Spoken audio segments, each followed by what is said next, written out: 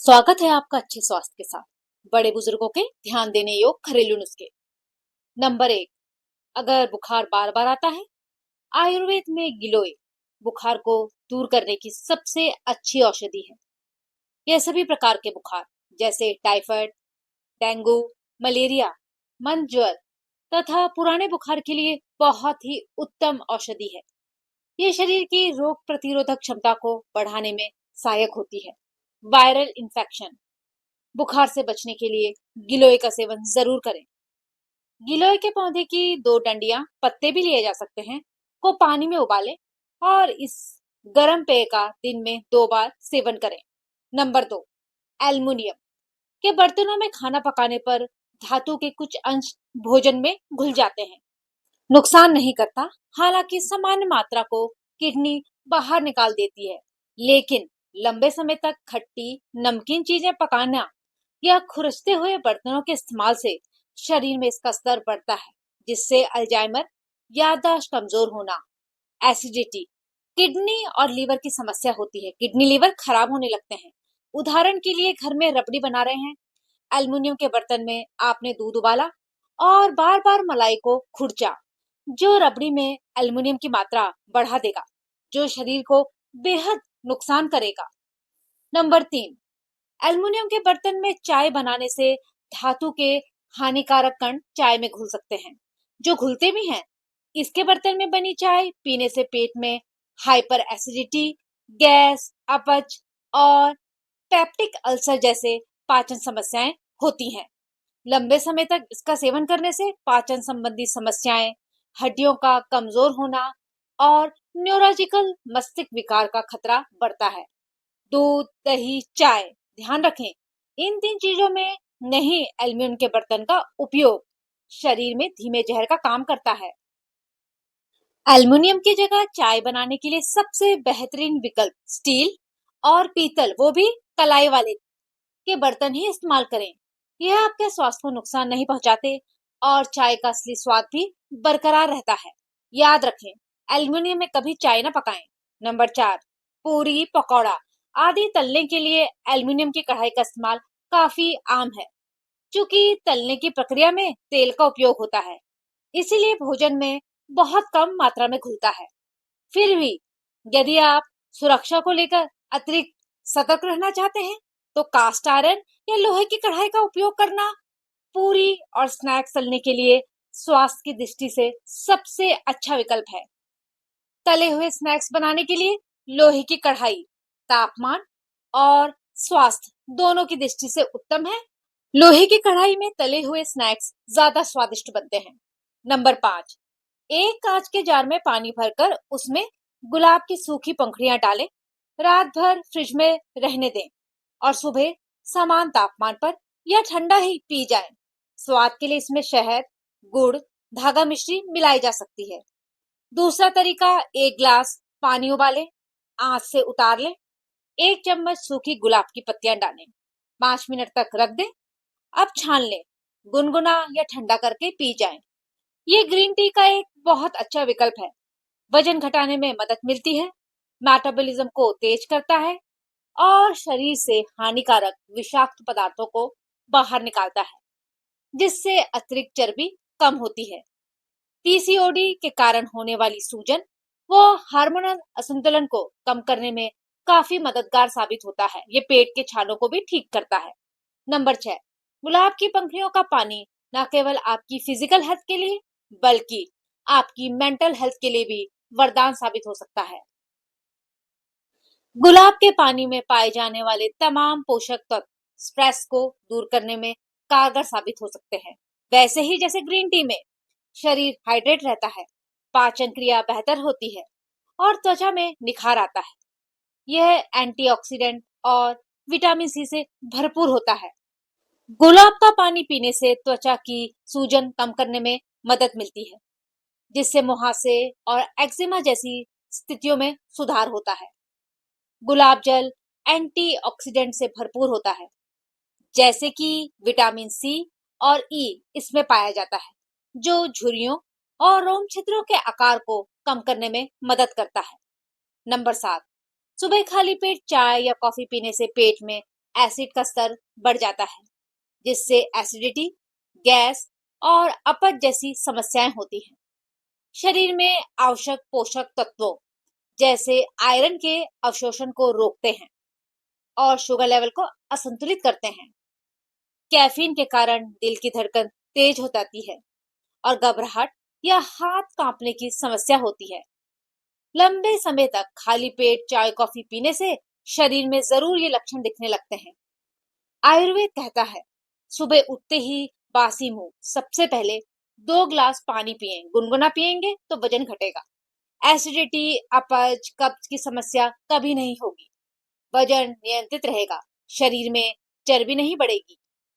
Number 8, गर्मियों में अक्सर धूल, मिट्टी, पसीना, तेज धूप और नमी की वजह से बाल रूखे और बेजान हो जाते हैं।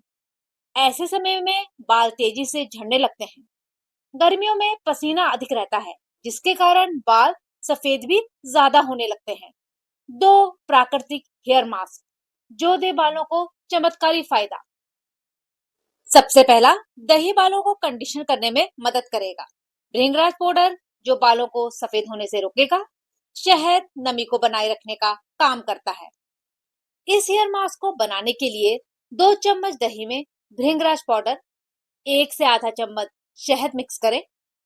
इस मिश्रण को बालों की जड़ों से लंबाई तक लगाएं। आधा घंटा रहने दें। हफ्ते में कम से कम 1 बार जरूर लगाएं और फिर शैम्पू कर लें।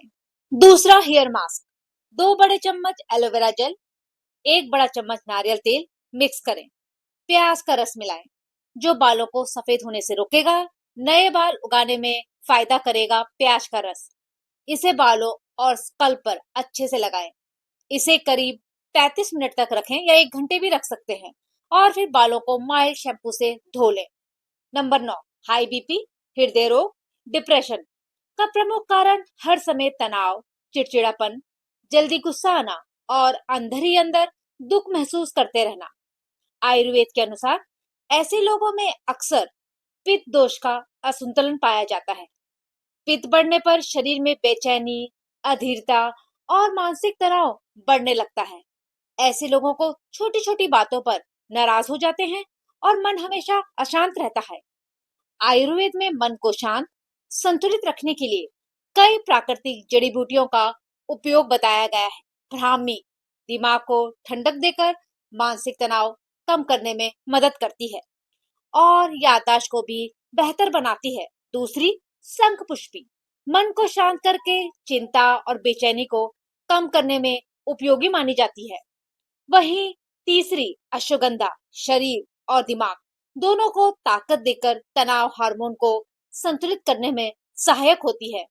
नियमित रूप से संतुलित आहार, पर्याप्त नींद, ध्यान और योग के साथ इन जड़ी बूटियों का सही मात्रा में सेवन करने से गुस्सा, तनाव और मानसिक अशांति धीरे धीरे कम होने लगती है। स्वस्थ रहना है तो जीवन में हर चीज सीमित पर नियमित होनी चाहिए। उदाहरण के लिए व्यायाम, खान पान या घरेलू नुस्खे। नंबर 10, बेलपत्र के पत्ते आयुर्वेद में अत्यंत लाभकारी माने जाते हैं।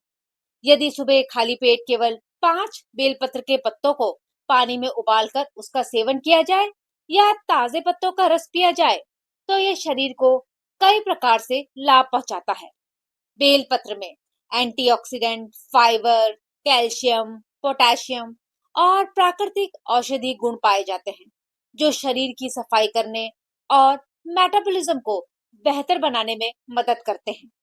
नियमित सेवन से हाई ब्लड प्रेशर को संतुलित रखने, खराब कोलेस्ट्रॉल को कम करने और ब्लड शुगर को नियंत्रित करने में सहायता मिलती है। यह पाचन सुधारने, शरीर की सूजन कम करने, हृदय को मजबूत बनाने में भी उपयोगी माना जाता है। बेलपत्र शरीर को ठंडक देता है और लीवर को डिटॉक्स करने में मदद करता है। बेलपत्र पेट की गर्मी शांत करता है, कब्ज दूर करता है और आंतों के संक्रमण, दस्त या पैचिस में राहत देता है। नंबर 11, रोजमेरी के पानी का नियमित उपयोग करने से बालों का हेयर फॉल कंट्रोल रहता है। यह बालों की जड़ों को मजबूत करता है, जिससे उनका झड़ना काफी हद तक कम हो जाता है। फास्ट हेयर ग्रोथ, स्कल्प में ब्लड सर्कुलेशन, रक्त संचार को बढ़ाकर नए बालों के विकास को तेज करता है।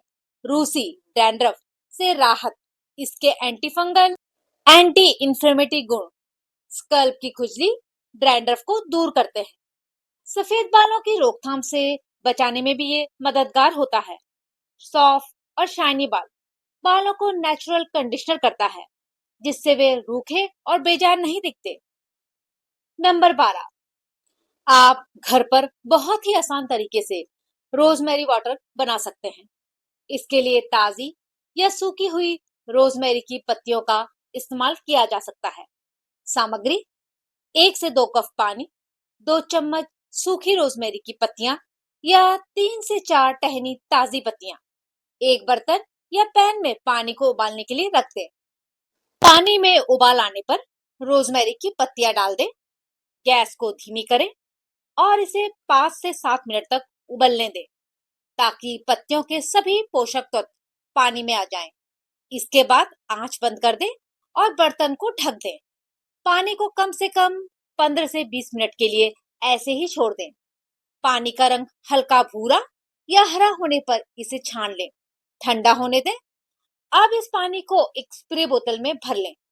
रोजमेरी के पानी को रोज अपने स्कल्प पर स्प्रे करें और उंगलियों से 5 मिनट तक हल्के हाथों से मसाज करें। इसे धोने की आवश्यकता नहीं है। रोजमेरी पानी का बालों में इस्तेमाल करने के बाद बालों को धोने की जरूरत नहीं होती। आप इसे पूरे दिन बालों में लगा रहने दे सकते हैं, ताकि इसके फायदे दिन भर आपके बालों को मिलते रहें। साथ ही ये स्कल्प को ऑयली नहीं करता और बालों की ग्रोथ को तेजी से बढ़ाता है। गंजेपन का इलाज: रोजमेरी का पानी। नंबर 13, बालों में मेहंदी इस तरह से लगाएंगे तो जड़ों से बाल काले होने लगेंगे। प्राकृतिक तरीका: बालों में मेहंदी लगाते समय यदि इसमें भृंगराज पाउडर और अनार के छिलकों का पानी मिलाया जाए, 1 चम्मच कॉफी पाउडर, चाय का पानी, तो यह सफेद बालों को प्राकृतिक रूप से गहरा, बेहद गाढ़ा रंग देता है। ये नुस्खा अपनाएंगे तो हमेशा आप मेहंदी इसी तरह से लगाएंगे। भृंगराज आयुर्वेद में बालों की जड़ों को मजबूत करने, समय से पहले सफेद होने से रोकने और बालों की वृद्धि बढ़ाने के लिए किया जाता है। वही अनार के छिलकों का पानी बालों में प्राकृतिक डार्क टोन लाने में सहायक माना जाता है। मेहंदी बालों को ठंडक देती है, स्कल्प की गर्मी कम करती है, डैंड्रफ घटाने में मदद करती है। इसमें नींबू या दही मिलाने से बाल अधिक मुलायम, चमकदार और स्मूथ दिखाई देते हैं। बिना दही नींबू के भी बाल सिल्की और स्मूथ रहेंगे, क्योंकि इसमें आपने मिलाया है भृंगराज और अनार के छिलकों का पानी। नियमित और सही तरीके से लगाई गई मेहंदी बालों को केमिकल डाई की तुलना में कोई नुकसान नहीं पहुंचाती है। उल्टा काले बालों को सफेद होने से रोकती है। जड़ों से बालों का झड़ना, टूटना, रूखा होना सब बंद हो जाएगा। पहली बार से ही आप फर्क महसूस करेंगे। बाल घने काले होने लगते हैं। नंबर 14, गहरे रंग के लिए मेहंदी बेहद अच्छी तरह से घोलें। ध्यान रखें इसे लगातार फेंटें। छोटी पर बेहद काम की टिप है: बालों में पहले से तेल न लगा हो, तभी रंग बेहतर चढ़ता है।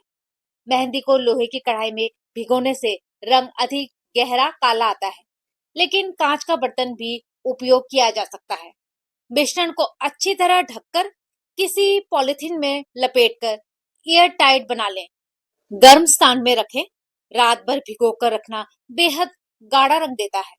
सुबह इसमें दही या थोड़ा नींबू मिलाकर बालों की जड़ों से सिरों तक अच्छी तरह लगाएं। भृंगराज डालना बिल्कुल ना भूलें। बालों की कई समस्याओं से आपको छुटकारा मिलेगा, क्योंकि आयुर्वेद में भृंगराज है केसराज। मेहंदी को लगभग 2 से 3 घंटे तक बालों में लगा रहने दें। इसके बाद केवल सादे पानी से बाल धोएं। शैम्पू कम से कम 48 घंटे और तेल 24 घंटे बाद लगाना बेहतर माना जाता है, ताकि रंग लंबे समय तक टिका रहे और बाल प्राकृतिक रूप से काले, मुलायम और स्वस्थ रहे। धीरे धीरे ये जड़ों से बालों को काला भी करने लगेगा। वीडियो पसंद आए हो तो लाइक जरूर करें। अपने परिवार, दोस्तों की सेहत के लिए शेयर करें। ऐसे फायदेमंद घरेलू नुस्खों के लिए चैनल को सब्सक्राइब करें। मिलते हैं अगले वीडियो में। तब तक के लिए स्वस्थ रहें, मस्त रहें। धन्यवाद।